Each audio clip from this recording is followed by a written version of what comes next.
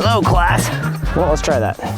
Wedge technology. All right, audio, where are we? Cats, get down here. Oh, I got scared. Rocco, Chucko. So our wedge technology is not working. Cats. Going fastest for racers. We're not a racist over here.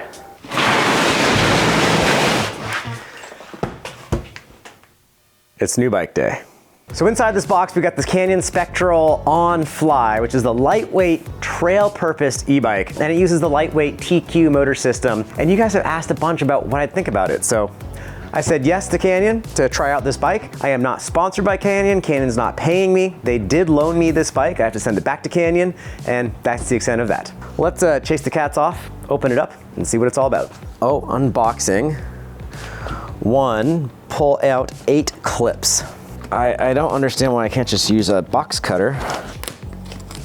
Okay, we got one more. Maybe you can hop on in. That could be kind of cute. Cats love boxes.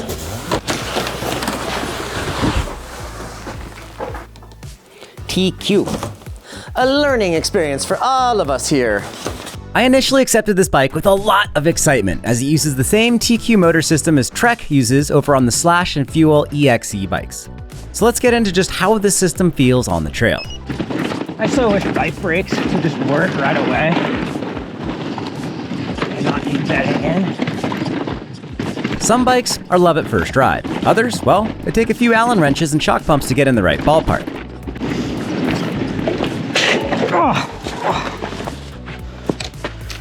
What just skipped? Something just skipped. What was that? I gotta do more air in the fork.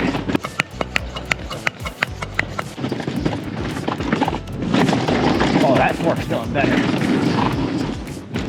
The Spectral was a unique case.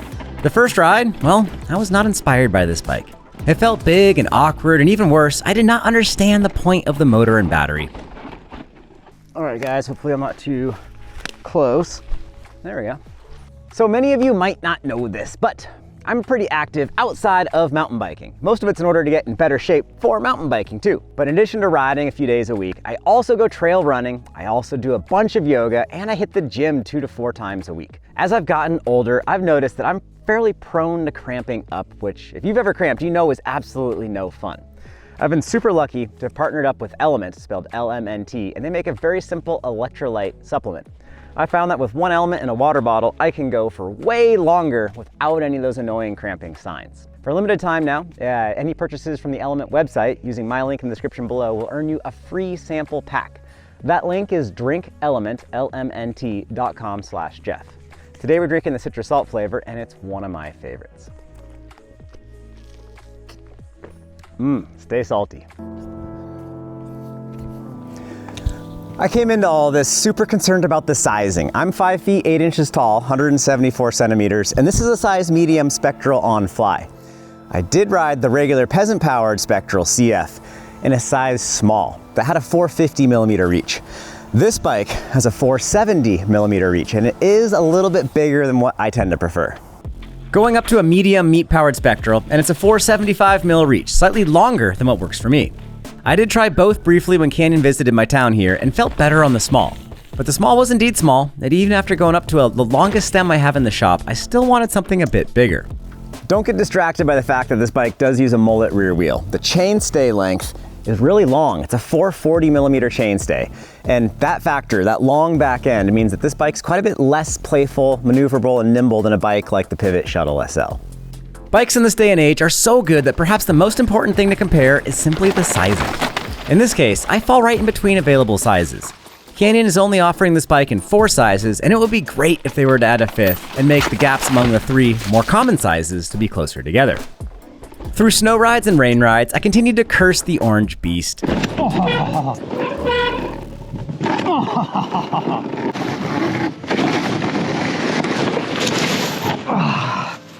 But then we had a breakthrough. Well, all it took was a quick look down. That's right, there's a Fox 38 fork up front, a bit more bomber than the 36 or RockShox Lyric that Canyon uses upon the acoustic Spectral. On a warm spring day with both fresh rains and primordial fungus, I realized the problem was, well, me. I simply wasn't pushing this bike hard enough. Oh, I got scared.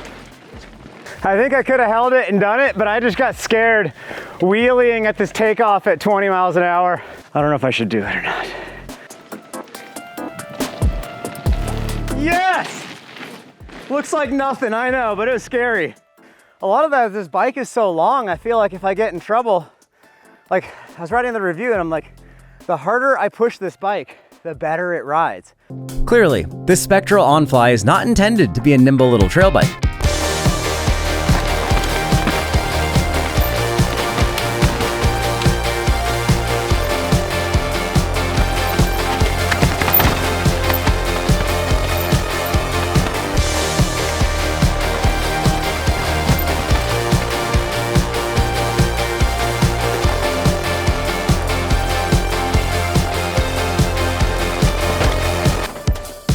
It's a 160-150 bike with a long wheelbase, and with that bigger fork, it's bordering on a small enduro rig. With trail conditions better, I was finally able to let the bike hang out, to charge through the roots, to go fast enough to slide through corners.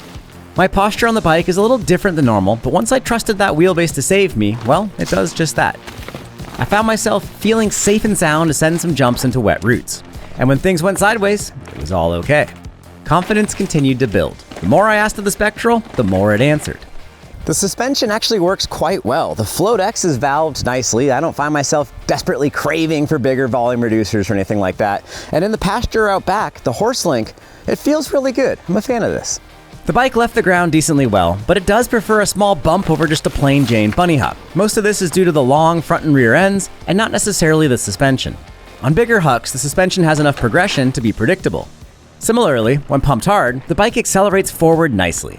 If I did want to huck more, I'd add some volume reducers, but bone stock, this bike's already in a really good spot.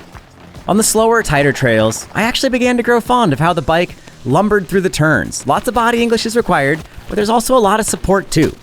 This is not a bike to ride while tired. And Canyon makes sure you won't be tired, as the bike is designed for a range of only 3,000 feet of vertical, which is my main complaint.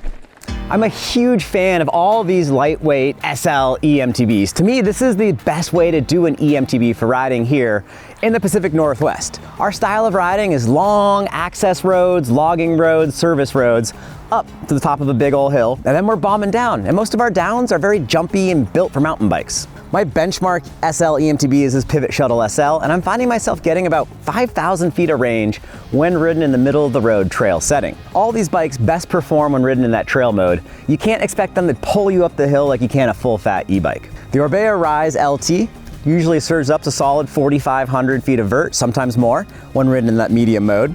The Rocky Mountain Instinct SL Power Play, it's a little bit less than that. It's about 3,700 feet or so with the first couple rides. And then we come to the Canyon Spectral OnFly. The Canyon Spectral OnFly uses the TQ motor, and on Canyon's website, they say this is designed for about 1,000 meters of vertical. That's 3,200 vertical feet of range. I found my best case scenario using the middle of the road power to be about 3,600. And if I'm using full turbo boost, it's well under 3,000. Now, in order to use up all the battery using those power modes, it takes me an hour and a half to 2 hours or so. So I've got to ask, what's worth it to you guys? Riding a regular peasant-powered pedal bike, I can usually get about 3,000 feet of vertical with 3 hours of pedal time. On this guy, I'm getting about 3,000 feet of vertical in 2 hours. So I've got to ask you all, is it worth it to spend the money to get a small electronic motor to make your ride happen in about an hour less time? Let me know what you think down in the comments below.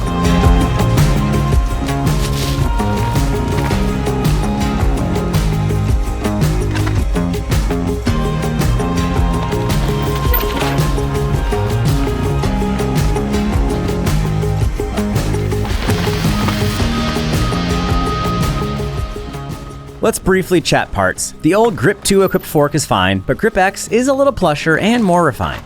The aluminum bars are very low. The saddle feels like a log splitter has found my backside. The Code brakes are definitely better than the Mavens, offering decent precise control. I still don't feel as good as I feel with Shimano brakes, but these Codes have been tolerable. The 1UP C-post lever is fantastic. Smooth, easy actuation with just the right amount of leverage. The dropper post was just long enough and not too long. The wheels took a hell of a hit, and they survived. The tire even did too. Long live Double Down. Though this is the second time in 5 days that I've actually flatted a Double Down.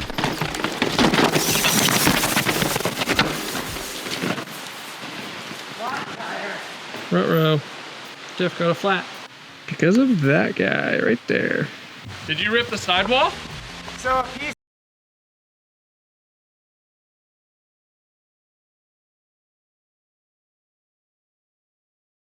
No way. Yeah.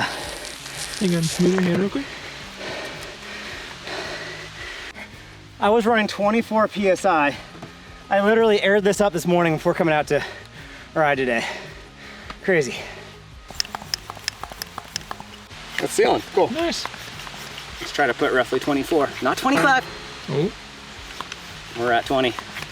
Stoked this is reseating with just this little guy. More air, please. It's worth mentioning the bike comes with some much flimsier lightweight tires that I don't trust for my own safety and well-being, so as I always do, I swap on some heavier duty meats.